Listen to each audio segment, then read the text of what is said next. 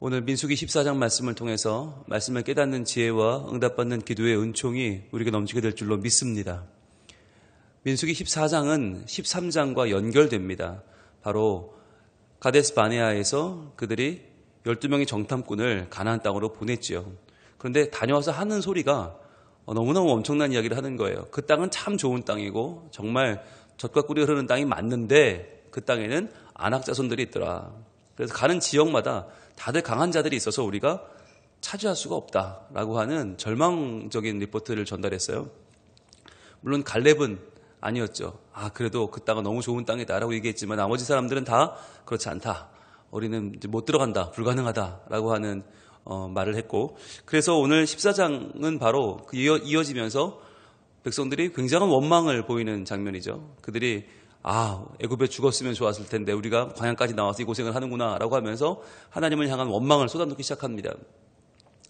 시즌1에서 우리가 잘 본 것처럼 그 원망 속에 모세와 아론은 엎드리죠. 하나님께 기도하며 엎드리고, 또 그때에 갈렙뿐 아니라 여호수아까지 나서서 두 명의 정탐꾼이 아니라고, 이 땅은 너무 좋은 땅이고 우리가 하나님만 의지하면 반드시 이길 수 있고 하나님 우리를 도와주시면 그 땅을 우리가 차지할 것이라고 믿음의 고백을 하죠.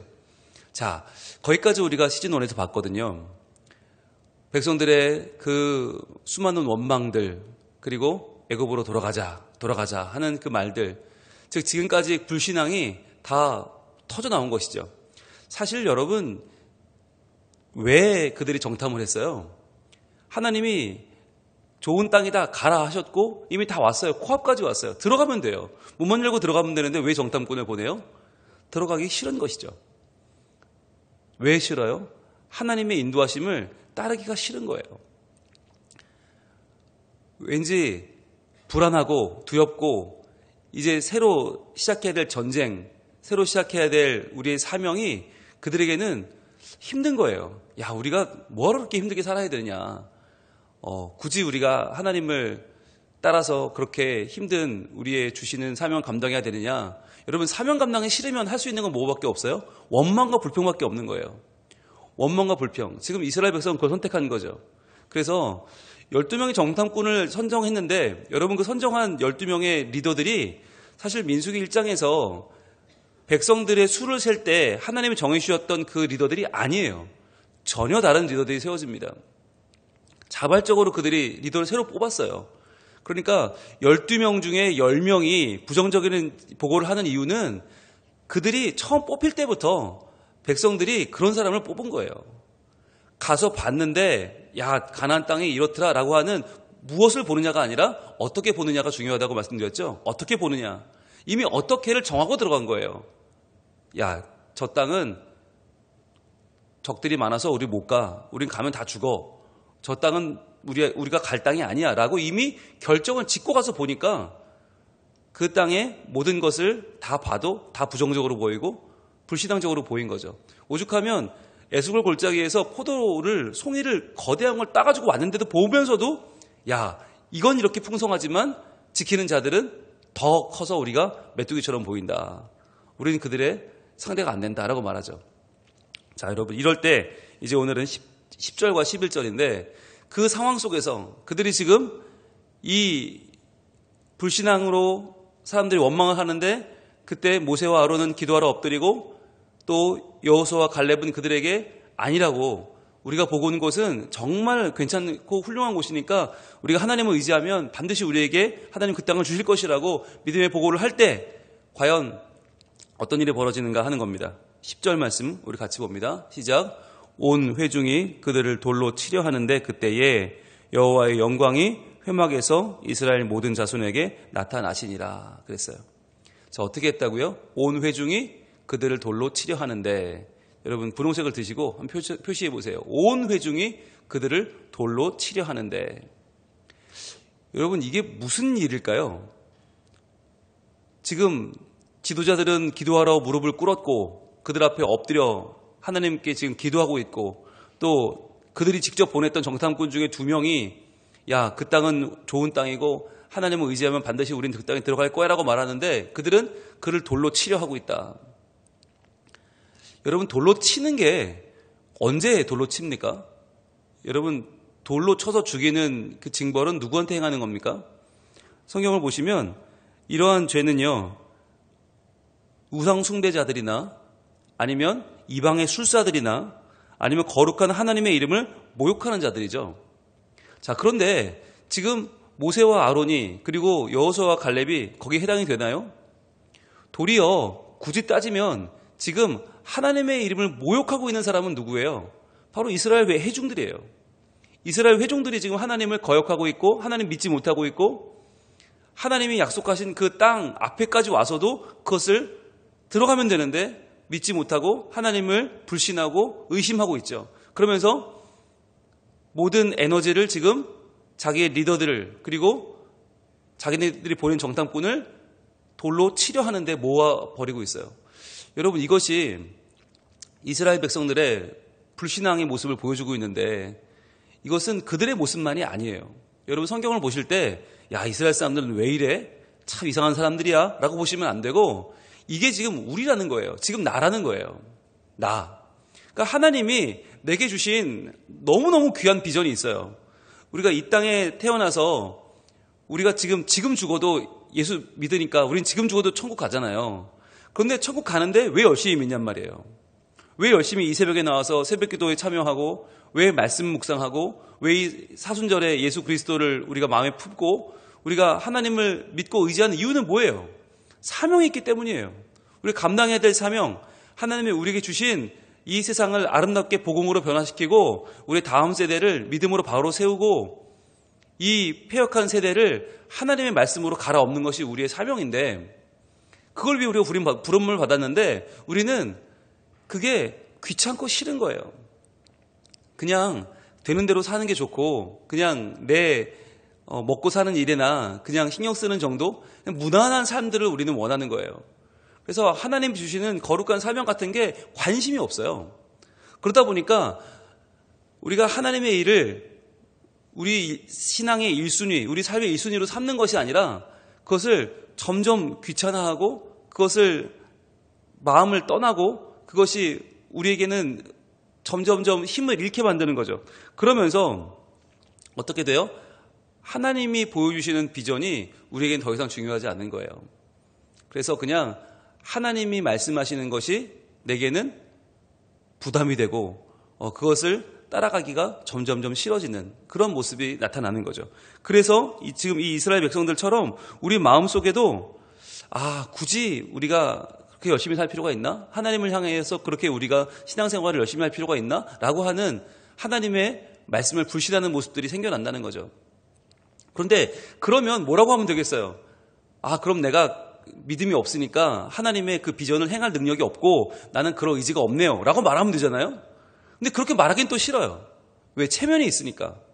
그러니까 하나님의 일은 하기 싫고 그런데 내가 믿음이 없다는 게 밝혀지긴 또 부끄럽고 그러니까 어떻게 해요? 돌을 드는 겁니다. 돌을 들어서 그렇게 말하는 신앙의 사람들을 돌로 치는 거죠. 그러면서 우리가 숫자가 많으니까 우리가 힘이 세니까 우리가 지금 흥분해 있으니까 우리가 돌로 쳐서 너희가 돌에 맞아 죽으면 우리가 이기는 걸로 우리가 맞는 걸로 우리는 잘못이 없는 걸로 그렇게 사람들은 쉽게 판단해 버리려고 하는 거예요. 여러분 이런 상황 이게 지금 낯설지 않으시죠? 네, 온 회중이 그들을 돌로 치려 하는 이 사건은 전혀 낯설지 않아요. 성경에서 너무나 많이 나온 사건들이에요. 언제 그런 일이 있었습니까? 한번 볼까요? 우리 사도행전 7장으로 한번 가봅니다. 사도행전 7장에 가시면 이제 스데반이라고 하는 하나님의 사람이 등장을 하죠. 예, 사도행전 7장 기나긴 스데반의 설교를 통해서 스데반은 하나님께서 우리에게 예수 그리스도를 보내주셨고 그 예수님이 우리를 위해 죽으셨는데 너희가 예수님을 죽였다라고 하는 기나긴 설교를 해요. 그러자 7장 54절입니다. 그들의 말을 듣고 어떤 반응을 보여요? 마음에 찔려 그를 향하여 이를 갈거늘 그래요. 그들은 누구예요? 지금 스데반을 둘러싼 정통 유대인들, 이스라엘 백성들이거든요. 이들이 이 말을 듣고 마음에 찔려요. 자, 마음에 찔렸으면 어떻게 해야 돼요? 회개해야 되죠. 회개하고 이때라도 돌아서고 하나님을 다시 한번 신뢰하고 스데반에게 용서를 구해야 돼요. 그런데 마음에는 찔림을 받았는데 그 다음에 어떻게 해요? 그를 향하여 이를 갈거늘. 자, 너만 없어지면 돼 라는 거죠. 너만 없어지면 우리의 불신앙은 더 이상 지적받을 일이 없어. 그럼 우리는 잘 살고 있는 게 돼. 우리는 문제가 없어. 참 여러분 이 심리가 묘해요. 맞는 말을 들으면 그 마음에 찔림을 받으면 그 말을 인정하고 회개하고 새로워지면 되는데 우리 마음은 그게 아니라 너만 없어지면 돼 이렇게 된단 말이죠. 그 입을 닥치라. 너만 조용히 하면 우리는 모든 별일 없는 게 되니까 너는 이대로 죽어줘야겠다 이런 마음을 갖는 거예요. 그래서 55절 이어집니다. 스데반이 성령 충만하여 하늘을 우러러 주목하여 하나님의 영광과 및 예수께서 하나님 우편에 서신 것을 보고, 자, 스데반이 성령이 충만해졌어요. 여러분 성령이 충만했다. 이거 눈앞에 보고 있어요 지금. 그럼 어떻게 해야 돼요? 그 성령을 나도 받기를 구해야 되겠죠. 그 성령 충만을 나도 받기를 소원하면서 하나님 저에게도 성령 충만을 주십시오 이렇게 기도해야 되는 거 아닐까요? 그가 하늘을 우러러 주목하여 하나님의 영광을 봅니다. 여러분 이게 우리의 소원 아닙니까? 하나님의 영광 보는 거. 그리고 예수께서 하나님 우편에 서신 것을 봐요. 야 여러분 이게 성경에 몇 안 되는 삼위일체가 이루어지는 장면이에요. 성령에 충만하여 하나님의 영광을 보고 예수께서 같이 서신 걸 본다. 성부, 성자, 성령을 한꺼번에 경험하는 이런 놀라운 영광은 성경에 거의 나타나지 않아요. 몇 번 나오지 않는 위대한 장면이에요. 여러분 이렇다면 그 이스라엘 백성들이 어떻게 했어야 됐어요? 스데반이 이렇게 삼위일체의 충만한 모습을 보면 그때라도 회개하고 옷을 찢고 하나님 앞에 회개해야 돼요. 하나님 이러한 스데반은 우리가 핍박했네요. 하나님 이런 스데반에게 우리가 정말 지금까지 모멸감을 주고 겁박하고 위협하고 우리가 살기가 너무 등등했네요. 하나님 용서해 주세요 라고 회개해야 마땅한 거 아니에요? 자, 그런데 그렇게 하지 않죠. 56절이 이어집니다. 말하되, 자 스데반이 말합니다. 보라 하늘이 열리고 인자가 하나님 우편에 서신 것을 보노라 한데, 자 그가 보고 있는 것을 지금 그대로 얘기하죠. 여러분 신앙의 사람들은 참 순수한 사람들이에요. 본 그대로 말합니다. 이게 너무 아름답고 너무 귀하니까 숨길 수도 없고 감출 수도 없어요. 그래서 그대로 얘기합니다. 하늘이 열리고 인자가 하나님 우편에 서신 것을 보노라 한데, 근데 그 이야기를 할 때 그러면 백성들의 반응이 어떠냐? 할렐루야 하면서 우리도 그분을 찬양합니다. 우리도 그분을 높입니다. 우리도 그분을 만나기 원합니다. 이래야 되는데 어떻게 해요? 57절 그들이 큰 소리를 지르며 귀를 막고 일제히 그에게 달려들어. 자, 큰 소리를 지르면서 귀를 막는 건 뭐죠? 그 입 닥치라는 거죠. 그 입 닥치라. 어디 지금 너는 죄인이고 우리는 의인인데 어디 죄인이 하나님을 입에 담느냐? 어디 죄인이 예수님을 입에 담느냐? 그러니까 이들은 지금 예수 그리스도를 구주로 인정하지 않기 때문에 예수님을 전하는 이 스데반이 도무지 마땅치 않은 거예요. 맞득치 않은 거예요. 그래서 그들은 큰 소리를 지르면서 귀를 막고 일제히 그에게 달려들죠. 그래서 어떻게 해요? 58절 성 밖으로 내치고 돌로 칠세. 여러분 이 스데반이 아무리 이 사도행전을 열심히 봐도요, 이 7장의 설교, 무려 53절까지 이어지는 그의 설교를 아무리 봐도요, 잘못한 게 없어요. 그가 하나님의 이름을 모독한 게 없어요. 그가 이방의 술사도 아니고 그는 우상 숭배자도 아니에요. 그런데 왜 돌로 쳤을까요? 나와 의견이 다르다는 거죠. 내 생각과 네 생각이 다르니까 너는 죽어야겠다. 여러분 이게 우리가 다 가지고 있는 이게 참 악한 본성이에요. 이게 죄성이에요. 우리는 맞는 말을 들으면 그 맞는 말에 마음이 동하지 않아요. 진리를 들으면 그 진리편에 서야 되는데 우리는 내가 진리라고 우기고 싶고 네가 틀렸다고 말하고 싶어서 그 말하는 진리를 입을 막고 그를 죽여서 힘을 빼버리고 싶은 그런 마음이 우리에게 있단 말이죠. 그래서 지금 그들은 그를 성 밖으로 내치고 돌로 쳐버렸어요. 돌로 쳐서 그를 이제 죽이는 거죠. 증인들이 옷을 벗어 사울이라 하는 청년의 발 앞에 두니라 그랬어요. 자, 옷을 벗어서 둘 정도로 그렇게 그러니까 돌을 한 번 넣는 게 아니죠. 죽을 때까지 돌로 치는 거죠. 죽을 때까지. 옷을 벗고 그야말로 열심을 내서 돌로 쳤어요. 자, 59절 한 번 더 강조합니다. 그들이 돌로 스데반을 치니 라고 한 번 더 강조해요. 58절에 보면 돌로 칠세 했거든요. 근데 한 번 더 돌로 쳤다는 얘기는 뭐예요? 계속 쳤다는 거예요. 죽을 때까지. 그 입을 닥치라. 계속 치는 거죠. 스데반이 부르짖어 이르되 내 주 예수여 내 영혼을 받으시옵소서 하고, 그리고 60절 무릎을 꿇고 크게 불러 이르되 주여 이 죄를 그들에게 돌리지 마옵소서 이 말을 하고 자니라. 여러분, 이 사건이 벌어진 사도행전 7장은 결국 누구의 승리로 끝납니까? 돌로 친 자들이 아니라 돌에 맞아 순교한 스데반의 승리로 끝나요. 왜냐하면 하나님의 영광이 그와 함께했고 예수 그리스도의 십자가의 공로와 부활이 그에게 임했기 때문이에요. 여러분, 이것이 우리가 살아가면서 수많은 사람들과 수많은 사건들을 만날 때 마음에 담아야 되는 일이에요. 여러분, 우리는 진리를 말하기가 두려워요. 진리를 말하면 많은 세상 사람들이 우리를 비웃을 것 같고, 진리를 말하면 사람들이 에이, 그런 게 어딨냐고, 예수님이 무슨 내 죄를 위해 죽었냐고, 십자가가 무슨 소용이 있냐고, 무슨 죽은 사람이 부활을 하냐고, 우리가 진리를 말하면 말할 때마다 세상 사람들은 그것을 피식피식거리고 비웃어요.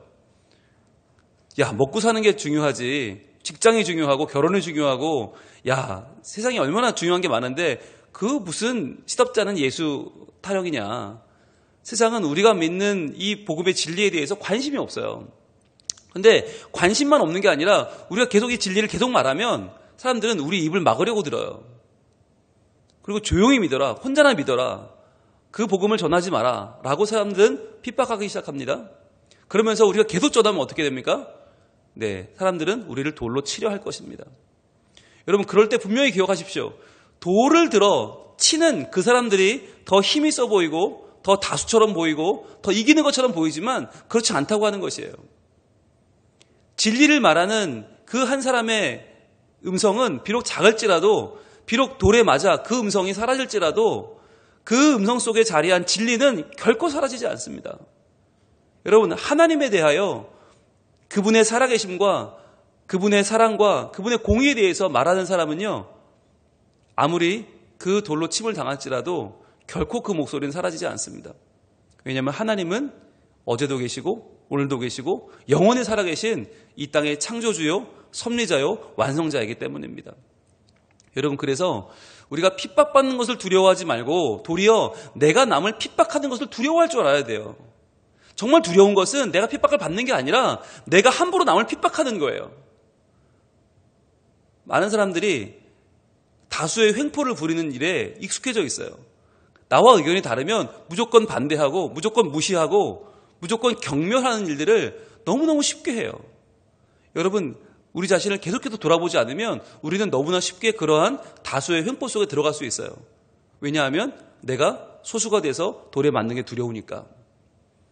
내가 진리편에 서는 것이 내게 불리해 보이고 그것이 나에게는 내 번영과 내 출세에 지장이 있어 보이니까 우리는 소수의 자리에 서는 것을 두려워해요. 그러나 여러분, 오늘 민수기 14장에서 누가 하나님이 기억하는 사람입니까? 원망하고 불평하고 하나님을 모욕하고 하나님이 가라고 하는 그 땅을 지금 폄훼하는 자들이 아니에요. 민수기 14장에서 하나님이 정말 주목하는 자들은 하나님 앞에 엎드린 모세와 아론이고 그 땅을 보고 와서 그 땅을 하나님이 주셨다고 말하며 믿음으로 그 땅을 차지하자고 말하는 갈렙과 여호수아예요.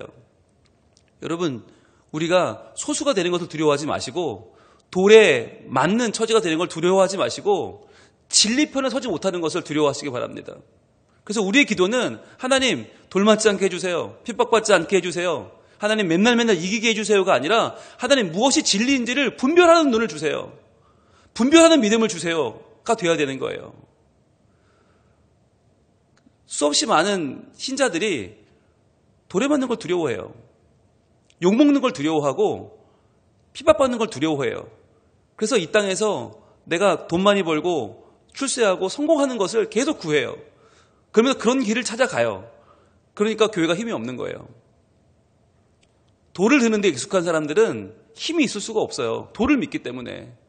그러나 그 돌을 맞을 각오를 하고 서는 사람들은 돌보다 강한 진리를 믿는 거예요. 그것이 바로 하나님을 믿는 것입니다.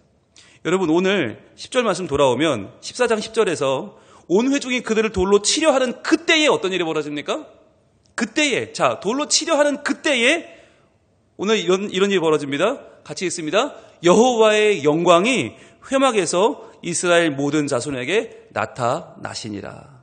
아멘. 여러분 노란색 들고 표시해 보세요. 여호와의 영광이 회막에서 이스라엘 모든 자손에게 나타나시니라. 하나님이 등장하십니다. 여러분 돌에 맞아 죽으려는 그 순간, 돌로 치려는 바로 그때에, 바로 그때 하나님께서 이 모든 일을 역전시키시는 거예요. 이 모든 일 가운데 하나님의 영광이 들어가기 시작합니다. 여러분 이것이 하나님이 우리와 함께 하시는 방법이에요. 언제 하나님의 영광이 드러나나? 바로 우리가 진리를 말할 때, 그래서 다수의 횡포자들이 우리를 향해 돌을 들 때, 그때가 하나님의 영광이 드러날 때다. 하나님의 영광을 받으시는 그때예요. 여러분 우리의 삶 가운데 하나님의 영광이 드러나고 있나요? 만약 드러나지 않고 있다면 무슨 말입니까? 우리가 진리의 편에 서 있지 않은 것입니다. 우리가 때로는 핍박을 당하더라도, 때로는 어려움을 겪더라도 내 친구들에게, 내 친척들에게, 때로는 가족들에게, 때로는 이웃들에게 내가 놀림감과 비방이 되더라도 하나님을 향한 진실한 믿음을 지킨다면 하나님은 그러한 우리를 외면치 않으시고 우리 가운데 나타나신다는 거예요. 그 영광은 반드시 나타나신다. 자, 나타나셔서 어떻게 해요? 이렇게 말씀하세요. 11절입니다.